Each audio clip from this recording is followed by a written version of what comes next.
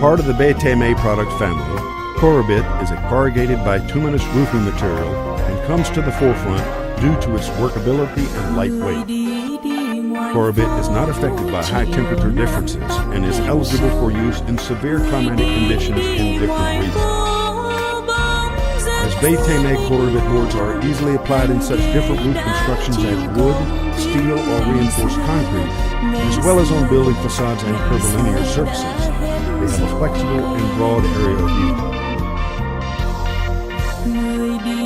In case heat proofing is required on the roof, then Corribit, which may be applied with heat-proofing materials, comes to the forefront due to its resistance to chemicals in the atmosphere and UV light, its durability against frost and icing, its firm and long-lasting composition, workability, and lightweight. Let us now see all together how to perform the correct applications. It is useful to check all the necessary implements and tools prior to application. Before starting the application, some issues must be determined at the point where the application shall take place. First, the slope of the roof must be determined, and one must make sure that the purlins are nailed on the rafters at intervals suitable for the slope. You may refer to the Corribit application guide for correct intervals and slope degrees. Upon the determination of the intervals, attention must be paid to the fact that such areas as chimneys, ridges, valleys, etc. must have been covered with wooden material.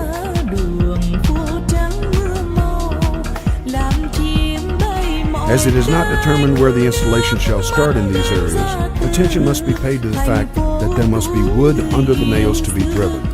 If they are to be applied, rain gutters must first be installed. Upon the completion of the rain gutters, valleys, if any, must be covered. Once troughs have been measured, a bitum polymer bituminous waterproofing membrane, mineral coated in the proper color, must be cut and applied to the valley.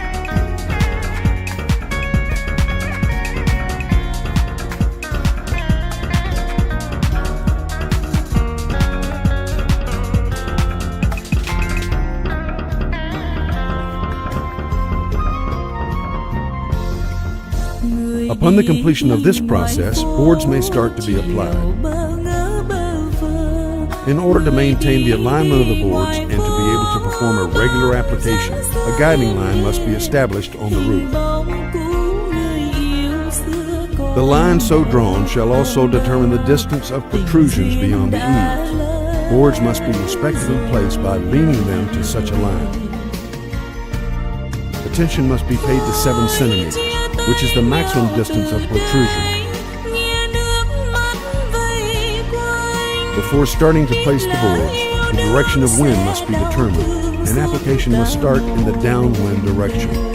Otherwise, the wind may lift the edges of the boards.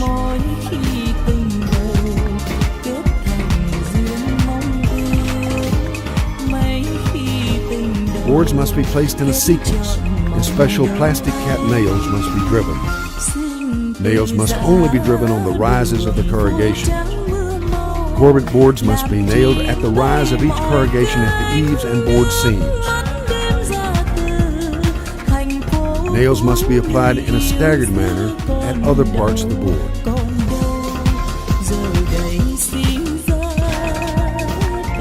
Boards must be nailed by proceeding from both sides to the middle. Thus the board's width shall be prevented from increasing.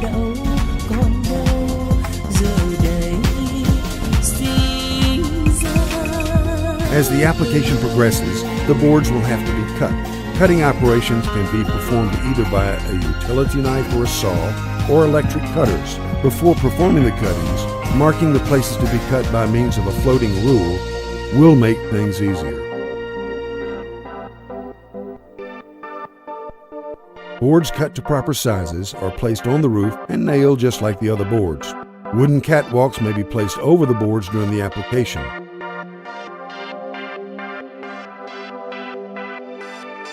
Laths must be placed around the chimney to form a trough on both sides and the back of the chimney.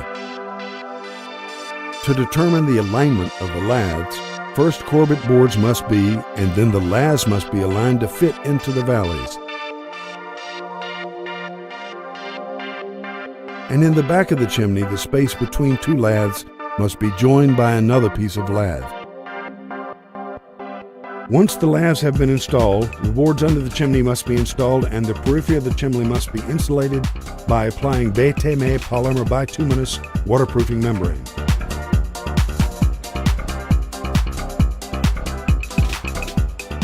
During the application, attention must be paid to the fact that the waterproofing membrane should overlap the troughs under the chimney.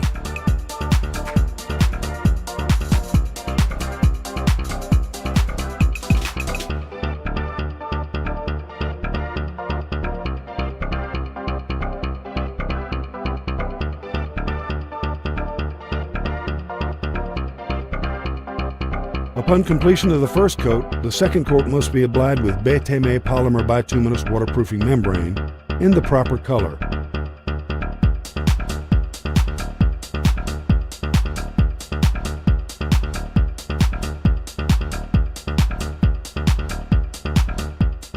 Upon the insulation of the periphery of the chimney, boards may continue to be nailed.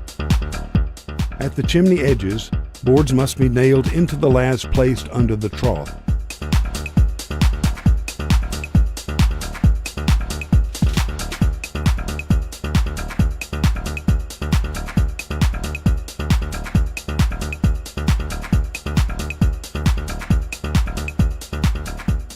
If so desired, the chimney may also be made waterproof all around by bitu self-adhesive bituminous tapes, with the upper surface coated with colored aluminum foil. The periphery of the chimneys and the lathes must be covered with bitu in the proper color. Bitu must be applied in order to cover 20 centimeters of the chimney.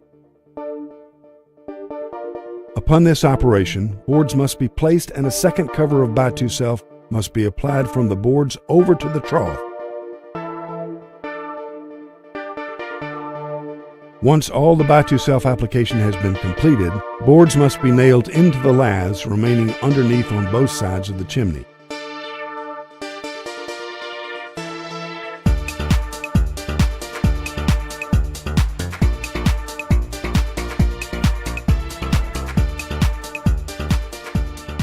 As performed after each waterproofing application on vertical surfaces, aluminum counterflashing must be placed on the waterproofing materials remaining on the chimney and supported with a long-lasting mastic. When one reaches a wall adjacent to the roof, if any, boards must be terminated at the bottom of such wall. Then the wall bottoms must be finished by the application of bitum polymer bituminous waterproofing membranes coated with mineral in the proper color.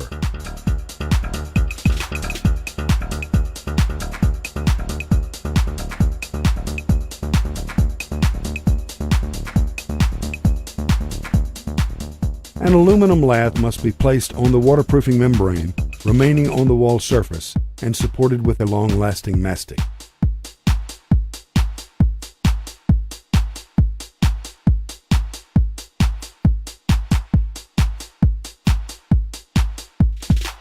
When one reaches the sloping trough section, boards must be placed by leaving sufficient margin and must be regularly cut by marking with a floating ruler once all the boards have been placed.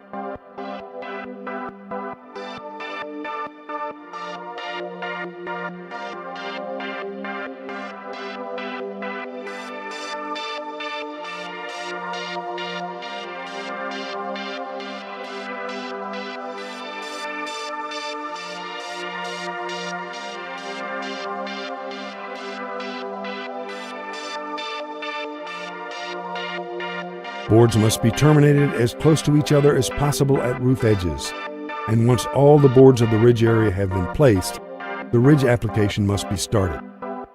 Before covering the ridge, self-adhesive bitu must be applied, and the whole ridge must be insulated. Upon such operation, the ridge components must be applied and placing from the eaves upward.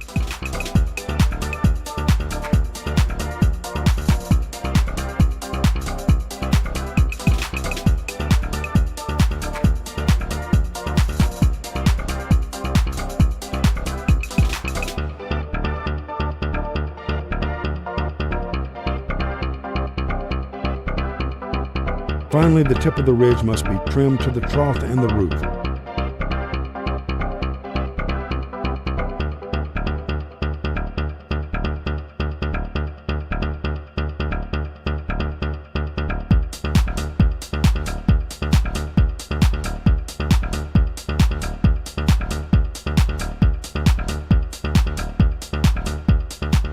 Roof edges must be completed by means of side covering boards.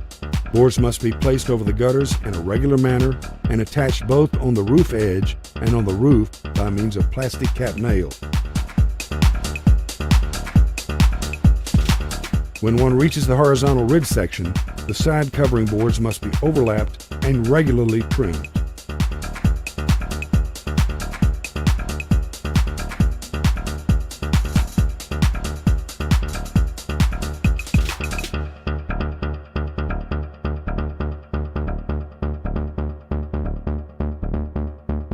Also, in the horizontal ridge application, self-adhesive bitum self must be first applied and then boards nailed.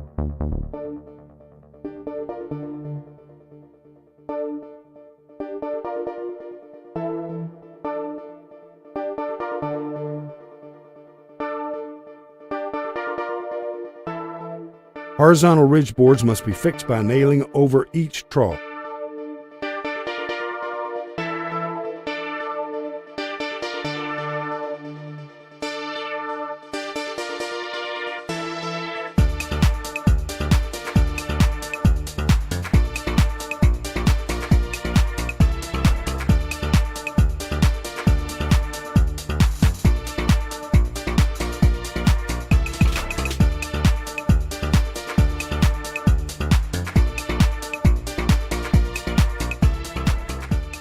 Bitum Corribit boards are a waterproof, easy to apply, maintenance-free, and practical roofing solution with high resistance and mechanical durability.